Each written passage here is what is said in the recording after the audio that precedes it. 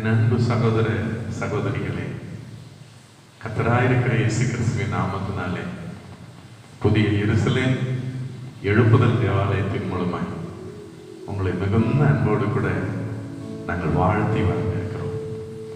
கடந்த வாரம் கேட்ட செய்தி அநேகருக்கு ஆசீர்வாதமாய் இருந்தது என்று அறிந்து கர்த்தருக்கு நாங்கள் முழு இதயத்தோடு நன்றி செலுத்தினோம். எப்படி கோரேசே தேவன் அபிஷேகம் பண்ணி ராஜாக்களை அவனுக்கு முன்பாக கீழ்ப்படுத்தி புதையல்களையும் பொக்கிஷங்களையும் கொடுத்து அப்படி ஆசீர்வதித்து உயர்த்தினாரோ, அதே போல நம்மையும் தேவன் ஆசீர்வதித்து உயர்த்துவார் என்பதில் எந்த சந்தேகமே இல்லை. நம்மையும் ஆண்டவர் நம்மிடத்தில் அன்பு கூர்ந்து நம்மை பாவங்கள் அற கழுவி பிதாவாகிய தேவனுக்கு முன்பாக நம்மை ராஜாக்களும் ஆசாரியர்களும் ஆக்கி இருக்கிறார். நம்மையும் ஆண்டவர் உயர்த்தி புதையல்களையும் பொக்கிஷங்களையும் கொடுத்து நிச்சயமாகவே ஆசீர்வதித்து அவருடைய அபிஷேகம் நம்மை மேன்மைப்படுத்தும் என்பதிலே எந்த சந்தேகமும் இல்லை. ஆகவே இன்று கூட ஆண்டவர் என் உள்ளத்துல கொடுத்த வசனத்தை பாரத்தோடு ஒரு நடுவிலே நான் கொண்டு வந்திருக்கிறேன். ஒரு விசை கண்களை மூடி நம்ம ஜெபிக்கலாம். வானத்தையும் பூமியும் படைத்த சர்வ வல்லவரே, இரக்கங்களின் பிதாவே, இயேசுவின் நாமத்தை சொல்லி உங்க சமூகத்தில் எங்களை தாழ்த்துகிறோம். ராஜா, மனம் இறங்கும். பாவிகளாய் எங்கள் மேல் கிருபையையும் உம்முடைய ரத்தத்தினால கழுவி எங்களை பரிசுத்தப்படுத்தும். உங்க ஆசீர்வாதங்களை சுதந்திரித்துக் கொள்ள தடையாயிருக்கிற எங்களுடைய அவிசுவாசங்கள், எங்களுடைய பாவங்கள், எங்களுடைய எல்லா விதமான எதிரான சூழ்நிலைகளுடைய ரத்தத்தினால முறியடித்து போடும். பரிசுத்த பிரசனைகளை நிரப்பட்டு வாழும் தருமசனம் உம்மிடத்தில் தான் ஐயா உண்டு. நான் எங்கே போவேன் என்று பேதுரு சொன்னார். வாழ வைக்கிற உடைய வார்த்தைக்காக காத்திருக்கிறோம். உங்க பாதத்தை அண்டிக் கொள்ளுகிறோம். நீங்க பேச நாங்கள் கேட்கிறோம். உமக்கே துதிக்க நமக்கு எல்லாவற்றையும் நாங்கள் செலுத்துகிறோம். இயேசு ராஜாவின் மூலம் ஜெபிக்கிறோம் எங்கள் ஜீவனுள்ள நல்ல பிதாவே, ஆமென், ஆமென்.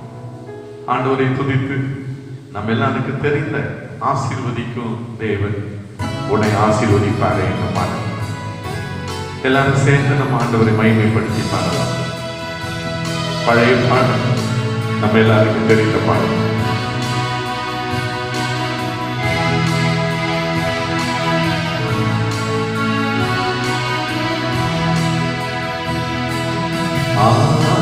ஆசீர்வதிக்கும் தேவன் உன்னை ஆசீர்வதிப்பாரே. ஆசீர்வதிக்கும் தேவன் உன்னை ஆசீர்வதிப்பாரே. துதி ஸ்தோத்திரம் இயேசு தேவா, துதி உமக்கே என்றுமே. துதி ஸ்தோத்திரம் இயேசு தேவா, துதி உமக்கே என்றுமே. ஆசீர்வதிக்கும் தேவன் உன்னை ஆசீர்வதிப்பாரே.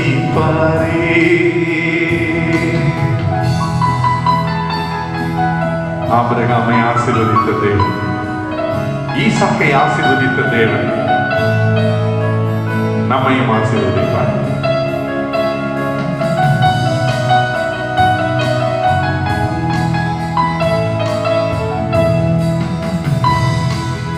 ஆபிரகாமை ஆசீர்வதித்தவர் ஆசீர்வதிப்பாரே. ஈசாக்கை ஆசீர்வதித்த தேவன் ஆசீர்வதிப்பாரே. ஆசீர்வதிக்கும் தேவன் உன்னை ஆசீர்வதிப்பாரே.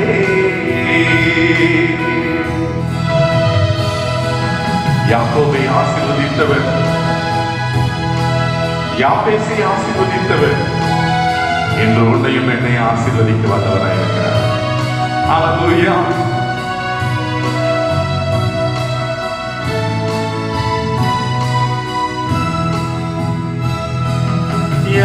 யாக்கோபை ஆசீர்வதித்த தேவன் ஆசீர்வதிப்பாரே. யாப்பேசை ஆசீர்வதித்த தேவன் ஆசீர்வதிப்பாரே. பள்ளமா யாக்கோபை ஆசீர்வதித்த தேவன் ஆசீர்வதிப்பாரே. யாப்பேசை ஆசீர்வதித்த தேவன் ஆசீர்வதிப்பாரே. ஆசீர்வதிக்கும் தேவன் உன்னை ஆசீர்வதிப்பாரே. ஆசீர்வதிக்கும் தேவன் உன்னை ஆசீர்வதிப்பாரே.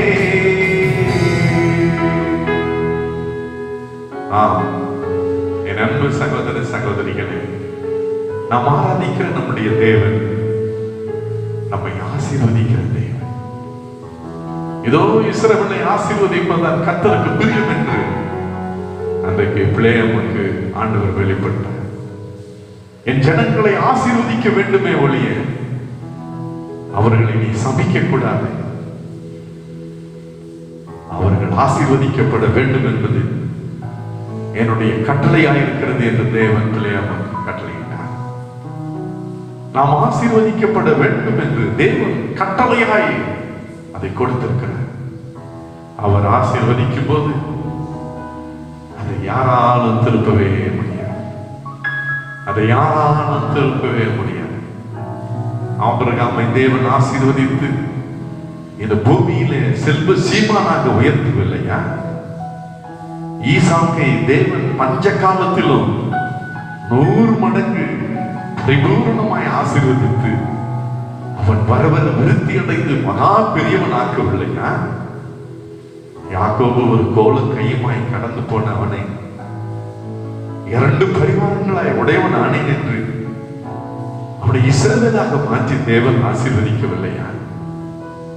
அந்த தேவன் தான் இன்றும் நம்முடைய தேவனாய் இருக்கிறார்.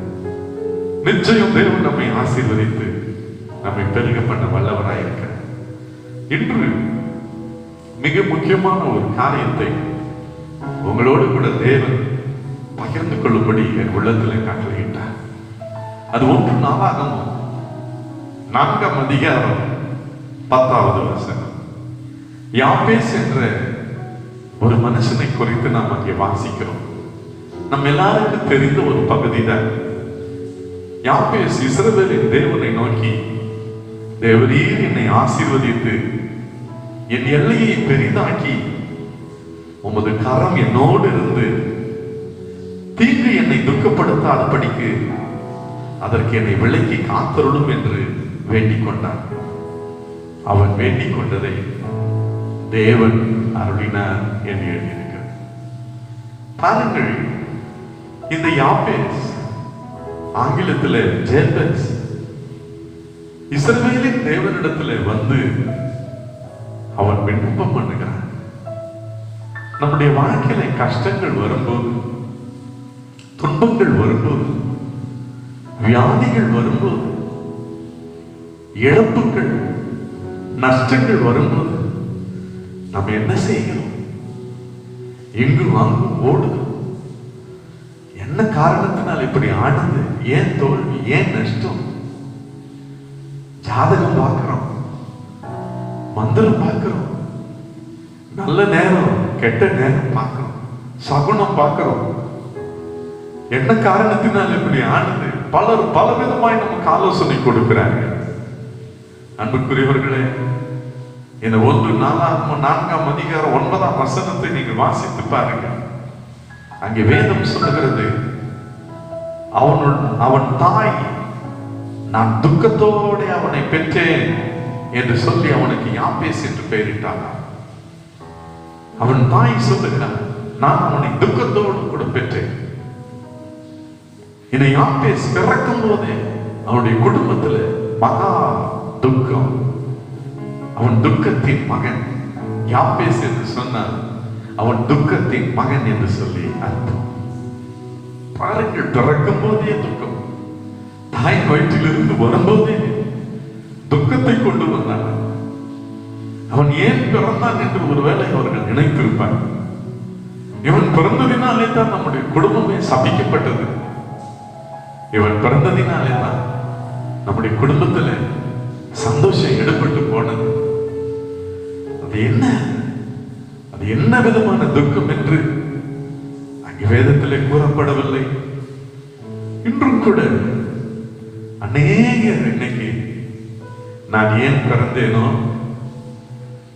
இப்படிப்பட்ட ஒரு ஏழை குடும்பத்தில் பிறந்து விட்டேன், என்ன சாபம், என்ன என்னுடைய முற்பிதாக்களின் சாபமா அல்லது என்னுடைய சாபமா? இப்படி ஒரு வசதி இல்லாத கிராமத்துல பிறந்து ஓலை குடிசையில பிறந்து விட்டேன். கல்வி அறிவில்லாத பெற்றோர்களுக்கு மகனாக இருக்கிறேன். பிறந்தது முதல் துக்கம், எங்க குடும்பமே துயரம், வறுமை, கடன் பாரங்கள், பிசாசின் அடிமைத்தனை. ஆண்டவர் நம்மை ஆசீர்வதிப்பார் என்று ஒரு நாள் நான் பிரசங்கித்துக் கொண்டிருக்கும் போது ஒரு சகோதரி துக்கத்தோடு கூட சத்தமிட்டு சொன்னார், எங்க ஐயா ஆசீர்வாதம், நான் பிறந்தது முதல் வாடகை வீட்டில ஒரு சின்ன வாடகை வீட்டில தான் வாழ்ந்து கொண்டிருக்கிறோம். எங்கள் அம்மா மரித்து போனார்கள், வியாதிப்பட்டு எங்களால தாங்க முடியவில்லை.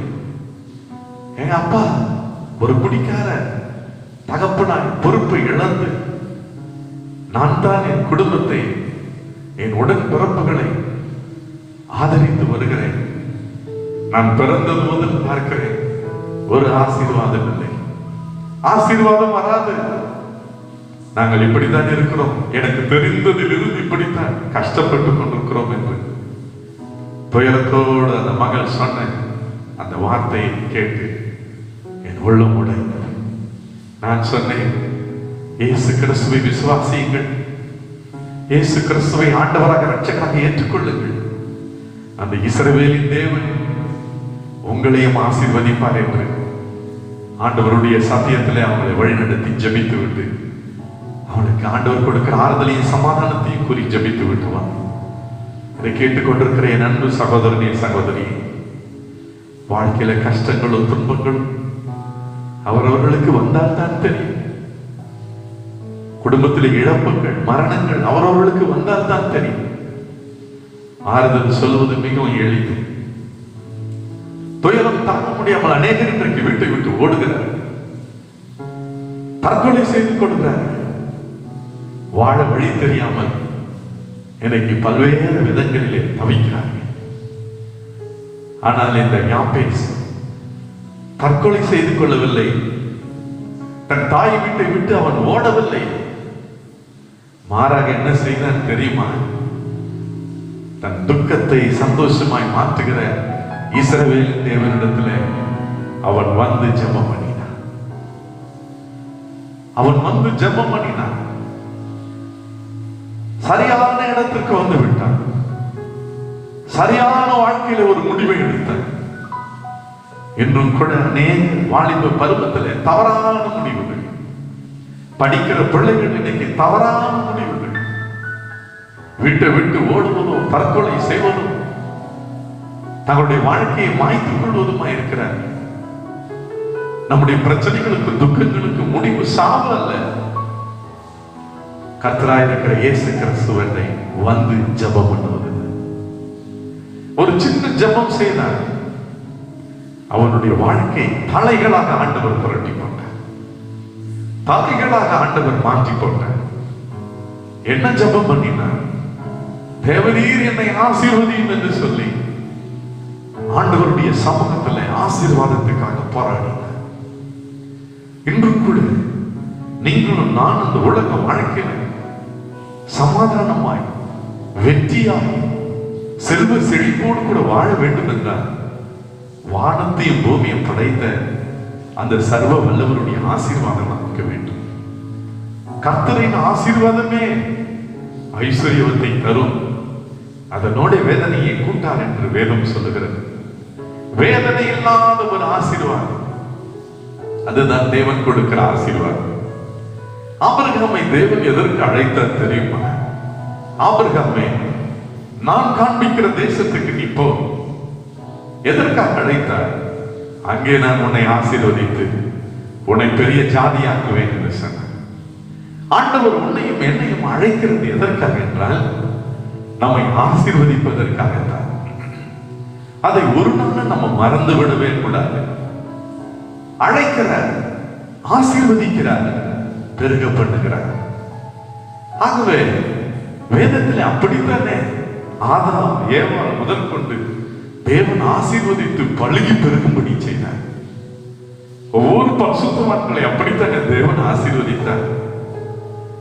என்று கூட அவர் சமூகத்துக்கு சிலுவை அண்டை வந்து நம்மை தாழ்த்தி ஜெபம் பண்ணும் போது அவர் நம்முடைய பாவங்களுக்கு தக்கபடி அவர் நமக்கு செய்யாத, நம்முடைய அக்கிரமங்களுக்கு தக்கபடி அவர் நமக்கு சரி கட்டாதவர்.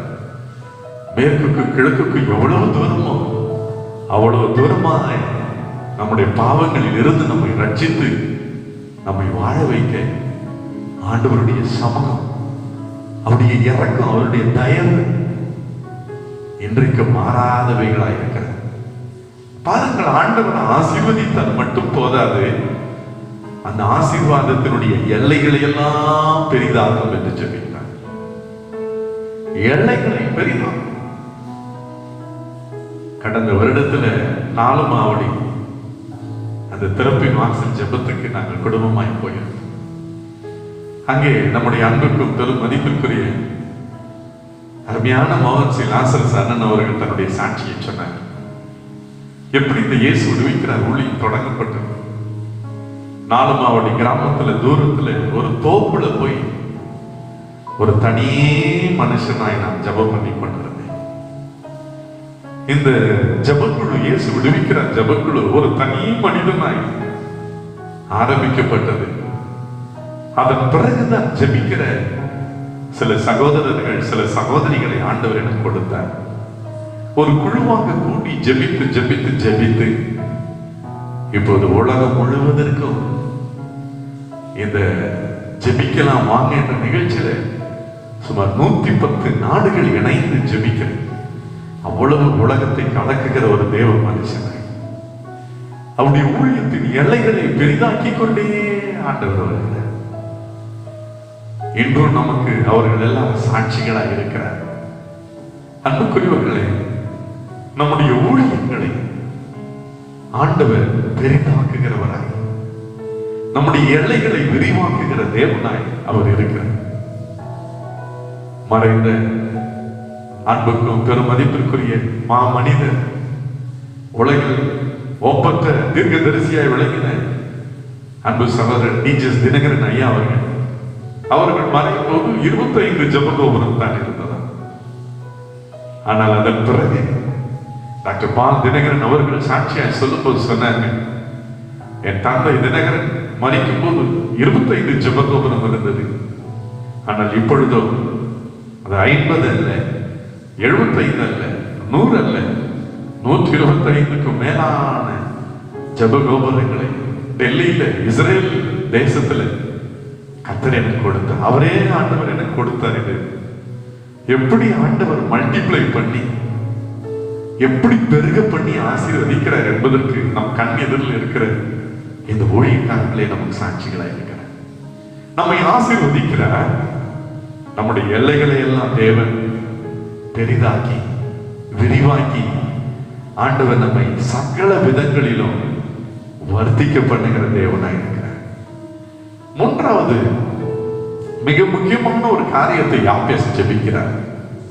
தேவரீர் என்னை ஆசீர்வதியும் என்று ஜெபித்தார். எல்லைகளை பெரிதாக்கும் என்று ஜெபித்தார். மூன்றாவதாக உம்முடைய கரம் என்னோடு இருக்கட்டும் என்று ஜெபித்தார். அதனுடைய அர்த்தம் என்ன? தேவ பிரசன்னம், தேவனுடைய பாதுகாப்பு. ஃபாதர் பெர்க்மன் ஸ்மார்ட் எழுதினாரு, கர்த்தர் கரம் ஏன் கடுகளவு எனக்கு பயம் இல்லை. கர்த்தர் கரம் நம்ம மேல் இருக்கும்போது கடுகளவு நம்ம பயப்பட வேண்டியதில்லை. ஐயோ கொரோனா வந்துருமா, கொள்ளை நோய் வந்து சாகடிச்சிருமா, கர்த்தரின் கரம் நம்ம மேல் இருந்தால் போதும், கர்த்தரின் கரம் நம் குடும்பத்தின் மேல் இருந்தால் போதும், ஒரு தீங்கும் நம்மை அணுக. காயப்பட்ட கரத்தின் நிழலினாலே ஆண்டவர் நம்மை மூடுவார். கண்மலையின் வெடிப்பிலே வைத்து நம்மை பாதுகாப்பார். உன்னதமானவருடைய மறைவு, அந்த சர்வ வல்லவருடைய நிழல் நம்மை பாதுகாப்பார். வேடனுடைய கண்ணிக்கு பாழாக்கும் கொள்ளை நோய்க்கு அவர் நம்மை தப்பு வைக்குவார். அவருடைய கரம், அவருடைய கரம், அவருடைய கரம் இருந்து நம்மளை பாதுகாக்காவிட்டால் எவ்வளவு ஆசீர்வாதம் இருந்து என்ன பிரயோஜனம்? எத்தனை எல்லைகள் விரிவாகி விரிவாகி உலகமெல்லாம் பெரிதாகி பெரிய அளவுல கோட்டீஸ்வரர் ஆனாலும் கர்த்தரின் பாதுகாப்பு இல்லாவிட்டால் என்ன பிரயோஜனம்? ஒரே நாள் எல்லாம் இழந்து போய்விடும், ஒரே நாள்ல இழந்து போய்விடும்.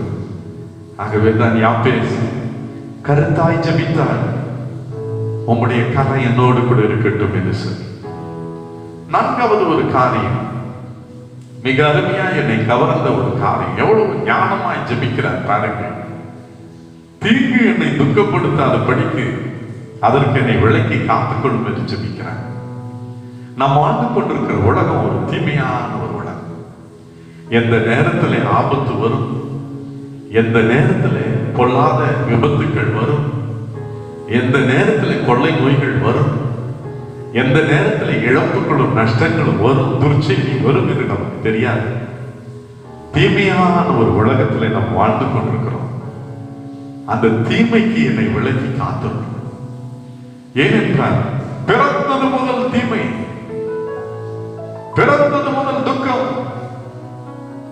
தாயின் வயிற்றில் பிறந்தது முதல் வேதனை. ஐயோ, ஆசீர்வதிக்கப்பட்ட பிறகு கூட வேதனை இருந்தால் என்ன பிரயோஜனம்? பணம் இருந்து, பதவிகள் இருந்து, சமாதானம் இல்லாமல், ஆசீர்வாதம் இருந்தும் அந்த தீங்கு நம்மை துக்கப்படுத்துமானால், பழைய வேதனைகள், பழைய கஷ்டங்கள் நம்மை பின்தொடர்ந்து வருமானால், அந்த ஆசீர்வாதத்தினால் என்ன பலன்?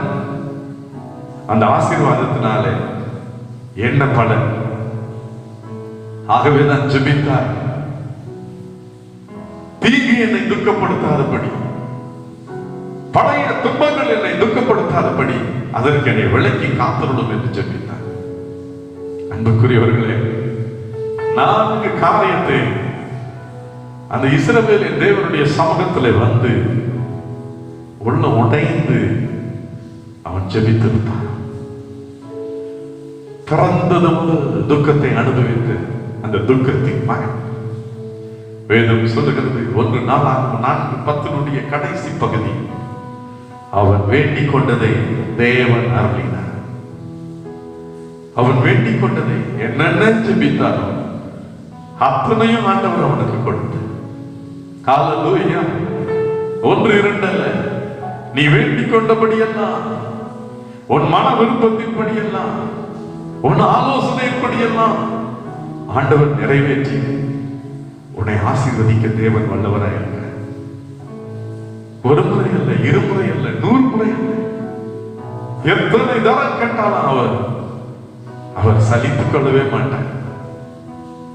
அவர் சலித்துக் கொள்ளவே மாட்டார். ஆண்டவர் அவர் சம்பூர்ணமாய், அவர் ஒருவரையும் கடிந்து கொள்ளாதவர் என்று வேதம் சொல்லுகிறது. ஒருவரையும் அவர் கடிந்து கொள்ள மாட்டார். அவர் இரக்கத்தில் ஐஸ்வர்யம் உள்ள தேவன். நாம் எப்பொழுது வருவோம் என்று காத்திருக்கிற தகப்பன் அவர். யாப்பேசை ஆண்டவர் ஆசீர்வதித்து அந்த 9ஆம் வசனத்துல யாப்பேஸ் தன் சகோதரரை பார்க்கிலும் கனம் பெற்றவனாயிருந்தான். மற்றவங்க எல்லாம் நல்ல நேரத்துல பிறந்து நல்ல வசதியா எல்லாரும் சந்தோஷமா இருந்தாங்க. ஆனா இவன் மட்டும் துக்கத்தின் மகனாய் இருந்தான். துக்கத்தின் மகனாய் அவன் இருந்தான். கர்த்தர் பாருங்கள், அந்த குடும்பத்திலேயே தேவன் அவன் தலையை நிமிர பண்ணினார். தன் சகோதரரை பார்க்கலாம் அவன் கனப்பற்றவனாய் இருந்தான். சாலமோனை தேவன் ஆசீர்வதிக்கும் போது நீ கேளாத ஐஸ்வர்யத்தையும் கனத்தையும் கொடுப்பேன் என்று சொன்னார்.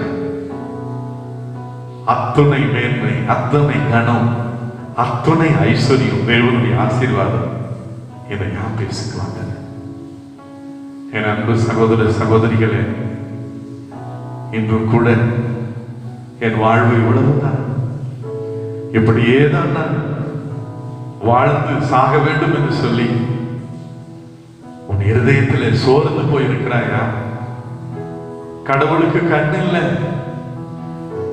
இனி அவ்வளவுதான், எல்லாரையும் ஆசீர்வதிப்பார், என்ன அவர் ஆசீர்வதிக்க மாட்டார். உன் இருதயம் உடைந்து கலங்கி கொண்டிருக்கிறாயா? எந்த துர்குணத்துல எந்த நேரத்துல நான் பிறந்தேனோ, அமாவாசை என்று பிறந்தான், அவன் ஒரு சபிக்கப்பட்டவன் என்றும் நம்முடைய தேசத்திலே சொல்லுகிறான்.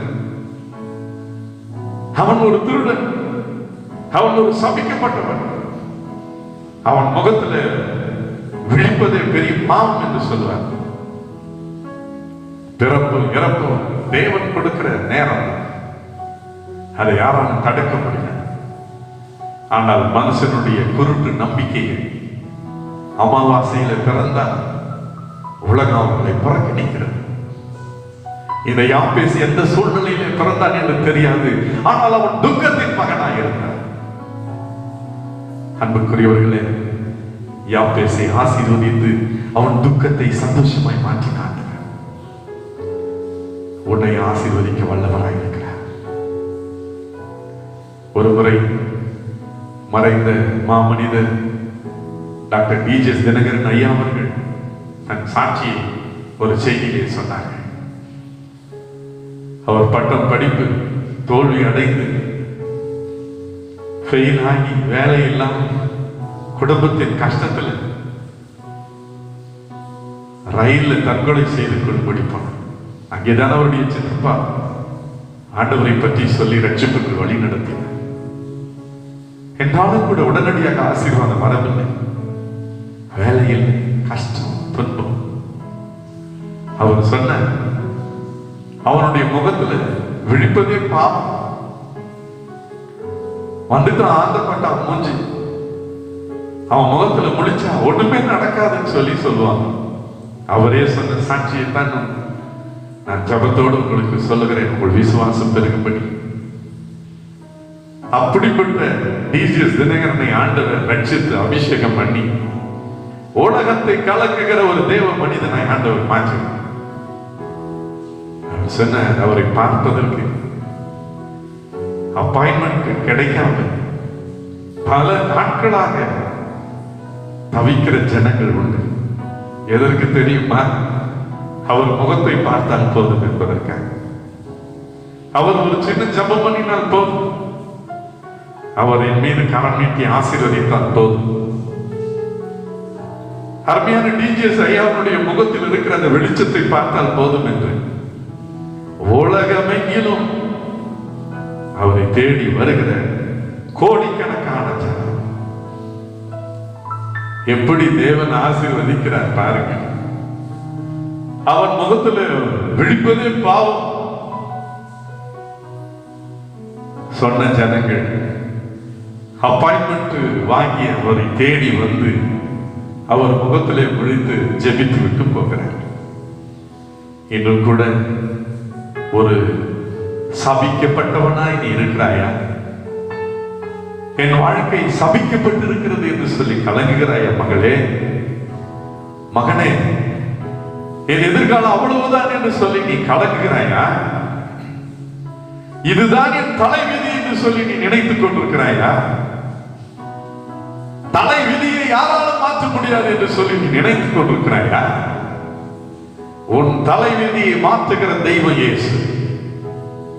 யாப்பேசை ஆசீர்வதித்து அவன் எல்லைகளை பெரிதாக்கினது உண்மை என்று சொன்னார். நிச்சயம் தேவன் உன் தலைவிதியை மாற்றி உன்னை ஆசீர்வதிப்பார். உன் சாபத்தை ஆண்டவர் ஆசீர்வாதமாய் மாற்றுவார். உன் துக்கத்தை ஆண்டவர் சந்தோஷமாய் மாற்றுவார். உன் வேதனைகள் நீங்கி நீ சுகமாயிருப்பாய். எந்த இடத்துல நீ அவமானப்பட்டாய், உன் குடும்பத்துல, உன் உடன் பிறந்த சகோதரர்கள் மத்தியில, உன்னுடைய சமுதாயத்திலே, சொந்தங்கள் பந்தங்களுக்கு மத்தியில எங்கே நீ தலை குனிந்தாயோ, எங்கே நீ அவமானப்பட்டாயோ, உன் வீட்டுக்கு வருவதே பாவம், உனக்கு முன்பாக நின்று பேசுவதே பாவம், உன் முகத்தில் விழிப்பதே பாவம் என்று ஜனங்கள் உன்னை பார்த்து கடந்து போனார்களா? உன்னை ஒரு ஆசீர்வாதம் உள்ள ஒரு பாத்திரமாய் தேவன் மாற்றுவார். நிச்சயம் தேவன் மாற்றுவார். பொய் உரைக்க அவர் ஒரு மனுஷன் அல்ல, மனம் மாற அவர் ஒரு மனுபுத்திரனும் அல்ல. அவர் சொல்லியும் செய்யாதிருப்பார் என்று சொல்லு. வானமும் பூமியும் கூட ஒளிந்து போய்விடும், அவருடைய வார்த்தைகள் ஒருபோது ஒழியாது. அவருடைய வார்த்தை கோடி மடங்கு நாம் நம்பலாம். அவர் சொன்னது தான். ஒருவரும் உங்கள் விசுவாசத்தை விட்டு விடாதீர்கள், ஒருவரும் தற்கொலை நோக்கி ஓடாதீர்கள். பஞ்சமா, பசியா, வேலை இல்லையா, திருமண தடையா, கடன் பாரமா, கொள்ளை நோயா, மரண தருவாயில போராடி கொண்டிருக்கிறாயா? வாயசு அண்டைக்கு, வாசிலுவை அண்டைக்கு வருத்தப்பட்டு பார சுமக்கிறவர்களே, நீங்கள் எல்லோரும் என்னிடத்தில் வாருங்கள், நான் உங்களுக்கு இளைப்பாறுதலை தருவேன் என்று சொல்லி இயேசு ஆண்டவர் அங்கலாய்ப்போடு உனக்காக எனக்காக காத்திருக்கிறார். உனக்கு ஒரு இளைப்பாறுதல் உண்டு, உனக்கு ஒரு ஆசீர்வாதம் உண்டு. நீ எல்லா மத்தியிலும் கனம் பெற்றவனாய், ஆசீர்வாதம் பெற்றவனாய், ஒரு செல்வ சீமானாக தேவனால் உன்னை உயர்த்த, இயேசு ஆண்டவரால் உன்னை உயர்த்த முடியும். அதற்காகத்தான் அவர் சிலுவைக்கு ஏறினார். நம்முடைய பாவங்களை சுமந்த, நம்முடைய அக்கிரமங்களை சுமந்த, நமக்காக கடைசி சொட்டு ரத்தம் வரைக்கும் ஊற்றி கொடுத்தார். நம்மேல் வைத்த அன்பினாலே நாம் சாகக்கூடாது, நாம் வாழ வேண்டும் என்பதற்காகத்தான் மரித்து மூன்றாம் நாள் உயிரோடு எழுந்தார். இன்று இயேசு உயிரோடு இருக்கிறார். கடைசி நம்பிக்கை இயேசு, உயிர்த்தெழுந்த ஆண்டவராகிய இயேசு. உங்கள் நடுவில் பிரசங்கித்துக் கொண்டிருக்கிற என்னையும் ஆண்டவர் நினைவு கூர்ந்து ஆசீர்வதித்து அநேகருக்கு இன்னைக்கு இந்த ஊழியத்தில் ஆசீர்வாதமாக வைத்திருக்கிறார். நிச்சயம் உங்களை ஆண்டவர் ஆசீர்வதிப்பார். என்னிடத்துல ஒரு தகுதி இல்லை, ஒரு திறமை இல்லை, ஒரு வசதி இல்லை, கலங்கரையா, எல்லாராலும் புறக்கணிக்கப்பட்ட இயேசு உங்களை அழைக்கிறாங்க. உங்களை இயேசு நேசிக்கிறார். உங்களுக்காக ஜீவனையே கொடுத்த ஆண்டவர் மற்ற எல்லாவற்றையும் அல்லாது இருப்பது எப்படி என் ஆண்டவர் சொன்ன. யாப்பேசை ஆசீர்வதித்து அவன் தலைவிதியை மாற்றின ஆண்டவர் இன்று உங்கள் தலைவிதியை ஆண்டவர் மாற்றினார். தலைவிதி மாறுமா? உலகத்தார கேட்டு பாருங்கள், கேள்வி மாறவே மாறாது. தலைவிதி மாறாது, அவ்வளவுதான், எழுதினது என்று சொல்லுவார். ஆனால் அவர் சொல்ல ஆகும், அவர் கட்டளை இருக்கும். அவர் காலங்களையும் சமயங்களையும் மாற்றுகிறவர்.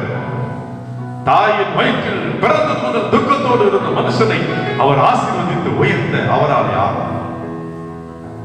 விசுவாசம் உள்ளவர்களாய் அவர் சமூகத்துக்கு வாருங்கள். உங்களையும் உங்கள் குடும்பங்களையும் உங்கள் பிள்ளைகளையும் நிச்சயம் தேவன் ஆசீர்வதிப்பார். பல ஆயிரம் மடங்கு ஆசீர்வதித்து உங்களை உயர்த்துவார். தைரியமாய் அவர் சமூகத்தில் ஒப்பு கொடுப்போமா? ஜெபிக்கலாம். தகப்பனே, நீர் எங்களை நேசிக்கிற தயவுக்காய் கோடி ஸ்தோத்திரம். ஆண்டவரே, தாயின் வயிற்றில் பிறந்தது முதல் துக்கத்தோடு இருந்து இதுதான் என் தலைவிதியா என்று எண்ணிக்கொண்டிருந்த யாப்பேசை தேவன் ஆசீர்வதித்து எல்லைகளை பெரிதாக்கி உங்க கரம் அவனோடு இருந்து துக்கப்படுத்தாதபடி எல்லா தீமைக்கு விலக்கி காத்தீரேப்பா.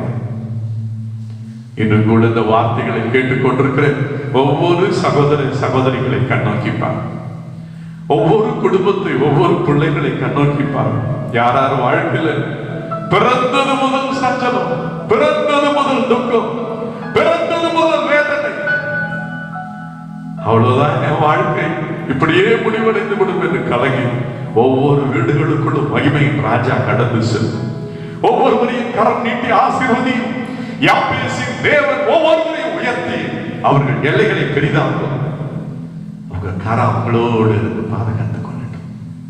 கொள்ளை நோய்க்கு தப்புவீங்க, எல்லா ஆண்டவரே சாபத்துக்கு, எல்லா ஆண்டவரே மரணத்துக்கு தப்பு வழி கூடத்துல உண்டப்பா, தப்புவி கனப்படுத்தும்.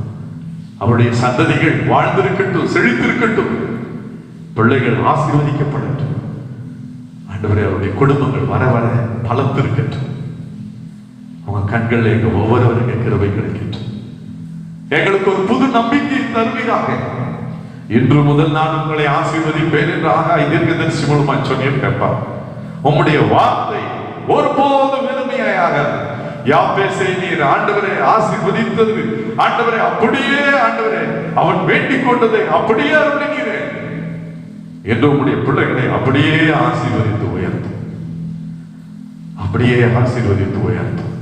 நீர் அப்படி செய்கிற கிருபைக்காக கோடா கோடி ஸ்தோத்திரம். இயேசு ராஜாவின் மூலம் ஜெபிக்கிறோம் நல்ல பிதாவே. ஆமென், ஆமென். என் ஆத்துமாவே கர்த்தரை ஸ்தோத்திரி, என் முழு உள்ளமே அவருடைய பரிசுத்த நாமத்தை ஸ்தோத்திரி. என் ஆத்துமாவே கர்த்தரை ஸ்தோத்திரி, கர்த்தர் செய்த சகல உபகாரங்களை மறவாதே. ஆமென். ஆண்டவராயிருக்கிற இயேசு கிறிஸ்துவின் கிருபை, பிதாவாகிய தேவனுடைய அன்பும் பரிசுத்த ஆவியானவருடைய அந்யோன்யம் வழிநடத்தலும் பாருங்கள் நம்மோடு இன்றும் இந்த சதா காலம் தாங்கிறது. கர்த்தர் தாமே நம்மை ஆசீர்வதித்து நம் எல்லைகளை எல்லாம் பெரிதாக்கி அவருடைய கரம் நம்மோடு இருந்து நம்ம எல்லா தீங்குக்கு விலக்கி காத்துக் கொள்வாராக. ஆமென், ஆமென். God bless you. என் அன்பு சகோதர சகோதரிகளே, ஆண்டவருடைய வார்த்தையை ஜெபத்தோடு கூட கேட்டு நீங்கள் பெற்றுக்கொண்ட ஆசீர்வாதத்தை எங்களோடு கூட பகிர்ந்து கொள்ளுங்கள். முடிந்த அளவுக்கு இந்த ஆண்டவருடைய வார்த்தையை ஒரு ஊழியமாக எடுத்து அநேகருக்கு ஷேர் பண்ணி அநேகருக்கு இது பிரயோஜனம் உள்ளவர்களாய் நீங்கள் இதை சப்ஸ்கிரைப் பண்ணும்படியாய், இதை லைக் பண்ணி அநேகருக்கு இதை அறிமுகப்படுத்தும்படியாய் உங்க குரூப்ல, உங்க ஃபேமிலி ஃப்ரெண்ட்ஸ் குரூப்ல எல்லாம் நீங்கள் இதை அனுப்பி ஆண்டவருடைய வார்த்தையின் வழியாய் வருகிற ஆசீர்வாதங்களை ஜனங்கள் பெற்று அனுபவிக்க நீங்களும் எங்களுக்கு உதவி செய்யும்படி அன்போடு கூட கேட்டுக்கொள்கிறேன். God bless you all. God bless you.